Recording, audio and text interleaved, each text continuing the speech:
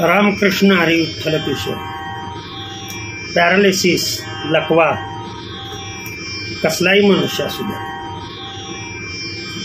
स्त्रीला लकवा झालेला असू द्या किंवा पुरुषाला झालेला असू द्या किंवा एखाद्या अडल्टला झालेला असू द्या, ब्रेन स्ट्रोक जेव्हा होतो. आता मी याच्यावरती फक्त उपचार सांगतो. तुम्हाला सर्वांगीण लकवा होऊ द्या अथवा अर्धांगी होऊ द्या. अर्धांगी झाला असेल तर अगोदर सांगतो, जर डाव्या बाजूला लकवा झाला असेल तुम्हाला तर डाव्या बाजूला होऊ द्या, उजव्या बाजूला होऊ द्या किंवा सर्व अंगातून वारं जाऊ द्या, तुमच्या कमरेपासून खाली वारं जाऊ द्या किंवा तुमच्या वाचेवर त्याचा परिणाम होऊ द्या, काहीही होऊ द्या. पहिली महत्त्वाची गोष्ट काय करायची ते पहा. सर्व व्हिडिओ पाहतो म्हणजे तुम्हाला हे उपाय तुमच्या लक्षात येतील. पहिली गोष्ट, गाईचं किंवा शेळीचं, हे दोन्ही बी नसेल तर म्हशीचं दूध, हे 1 ग्लास दूध आणि त्या 1 ग्लास दुधामध्ये 3 चमचे, आपले टेबल स्पून नसतं का, ते 3 चमचे हळद पहिल्यांदा ती मिक्सअप करायची, थोडीशी खडी साखर टाकायची आणि ते विरघळवून पूर्णपणे एकत्रित करून ते दररोज सकाळी आणि दररोज सायंकाळी झोपताना प्यायचं. हा पहिला जालिम उपाय सांगितला. लकवा तुम्हाला कोणताही असू द्या म्हणून सांगितलं, पॅरालिसिसचा अटॅक तुम्हाला कोणताही असू द्या, तुमचा चेहरा वाकडा होऊ द्या किंवा काही होऊ द्या, काहीही होऊ द्या म्हणून सांगतो. हा पहिला उपाय सांगितला. आता पुढे मी दुसरा उपाय सांगतो. हे गोळे पहा, या गोळीचं नाव तुम्हाला वाचता आलं तर बघा. हे पहा, अशी दाखवतो मी. या गोळीचं नाव आहे पल्सेन्युरॉन. काय आहे या गोळीचं नाव? पल्सीन्युरॉन. हे असं दाखवलं म्हणजे उलट दिसतंय तुम्हाला. लक्षात ठेवा, स्पेलिंग वाचून दाखवतो मी. PALSINURON.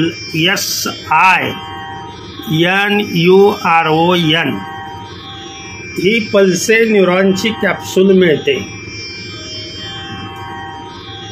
एक गोळी सकाळी नाश्ता केल्यानंतर 9 वाजता, एक गोळी दुपारी जेवणानंतर आणि एक गोळी सायंकाळी जेवणानंतर. 3 गोळ्या यातल्या दररोज खायच्या आणि अशी कमीत कमी 3 पाकिटं संपवायची. तुम्हाला जर चांगलं व्हायचं असेल तर लक्षात ठेवा, म्हणजे या साधारण 3 आणि 3 6 आणि 3 9 आणि 1 10 म्हणजे 10 30 गोळ्या आहेत. दररोज 3 खाल्ल्या तर तुम्हाला हे पाकिट 10 दिवस जातं. एका महिन्यामध्ये तुम्हाला ठीक करण्यासाठी ही 3 पाकिटं, बरं जास्त फार महाग आहेत अशी बी नाही, ही 3 पाकिटं तुम्ही संपवणं एका महिन्यामध्ये आवश्यक. दुधाचा प्रयोग सकाळ संध्याकाळ चालू ठेवायचाच. आता हा झाला दुसरा, त्याच्याबरोबरच करायचा. आता तिसरा उपाय मी सांगतो पुढे, लक्ष देऊन ऐका. याच्यामध्ये कुठे ॲलोपॅथीमध्ये वगैरे दुसरीकडं उपचार करून पैसे घालवू नका. हे घरच्या घरी उपचार करायचे. आणि हे व्हिडिओ मी गेली 6 वर्ष झालं अगोदरच्या चॅनलवर म्हणजे 6-7 वर्ष झाली. 2017-18ला व्हिडिओ अपलोड केलेला होता. किती जणांनी पाहिला आय डोंट नो, परंतु अनेक जणांची कमेंट्स की सर काहीही करून पॅरालिसिसवरती व्हिडिओ अपलोड करा. आता तिसरा उपाय मी सांगतो तुम्हाला. न्यूराकाइंड, नीट लक्ष द्या, बॉटल आहे न्यूराकाइंड सिरप बॉटल मी. ही न्यूराकाइंड सिरप 2 वेळा, सकाळी जेवणानंतर एकदा आणि सायंकाळी जेवणानंतर एकदा. मात्र हा न्यूराकाइंड घेतल्यानंतर तुम्हाला अर्धा ते पाऊण तास दुपारची झोप हवी आहे बरं का, लक्षात ठेवा. कारण याच्यामुळं झोप येते, या सिरपमुळं झोप येते. तिन्हीच्या तिन्ही उपाय तुम्हाला किती महिने करायचे? 1 महिना.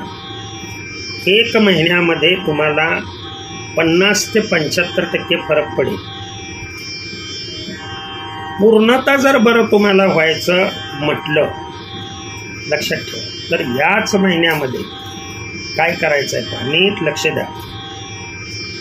हा हात आहे, हे एकाड अशी बोटं ठेवायची. लक्षात आलं का बघा. आणि या बोटानी इथे दाबायचं आहे आणि या बोटाच्या टोकानी इथे दाबायचं आहे. अशी घट्ट मिठी पकडून, आलं का लक्षात तुमच्या? एक 20 वेळा तुम्ही असं घट्ट पकडून, किती वेळा म्हणता येतं ते बघा. अवधूत चिंतन श्री गुरुदेव दत्त, अवधूत चिंतन श्री गुरुदेव दत्त, अवधूत चिंतन श्री गुरुदेव दत्त. असं जेवढ्या वेळा म्हणता येईल तेवढ्या वेळा म्हणायचं. सकाळी हा व्यायाम करायचा आणि सायंकाळी 6 वाजता हा एक व्यायाम करायचा. 3 उपाय सांगितले मी, साधे सोपे 3 उपाय सांगितले. आणि माझ्याकडं पॅरालिसिससाठी भरपूर उपाय आहेत. या उपायाबरोबर आता महत्त्वाचा उपाय पुढे मी सांगू इच्छितो. देशी गाईचं तूप मिळालं आणि तेही जुनं तूप मिळालं तर बघा, देशी गाईचं, ते गिर गाईचं असलं तरी चालते, नसेल तर म्हैस असेल तिचं मिळालं तरी सुद्धा चालतंय. थोडंसं कोमट करायचं आणि रात्री झोपताना कसं टाकायचं असतं ते मी दाखवतोय बा. हे बा, जो पेशंट आहे त्याला अशा पद्धतीने नाक त्याचं पूर्णतः असं वर झालं पाहिजे आणि या नाकात 2 थेंब आणि या नाकात 2 थेंब माझ्या मते लक्षात आलेलं असावं. आणि ते 2 थेंब तसे टाकले की असं 10 मिनिटं तुम्ही असं फक्त असं शांत पडून राहायचं. सकाळी एकदा करायचं 11च्या दरम्यान हे, किंवा दुपारी जेवण केल्यानंतर झोपायच्या अगोदर केलं तरी चालू शकतं. आणि सायंकाळी झोपायच्या अगोदर, आणि मग झोपी जायचं. आणि आणखीन एक अतिशय महत्त्वाचं फळ मी सांगतोय.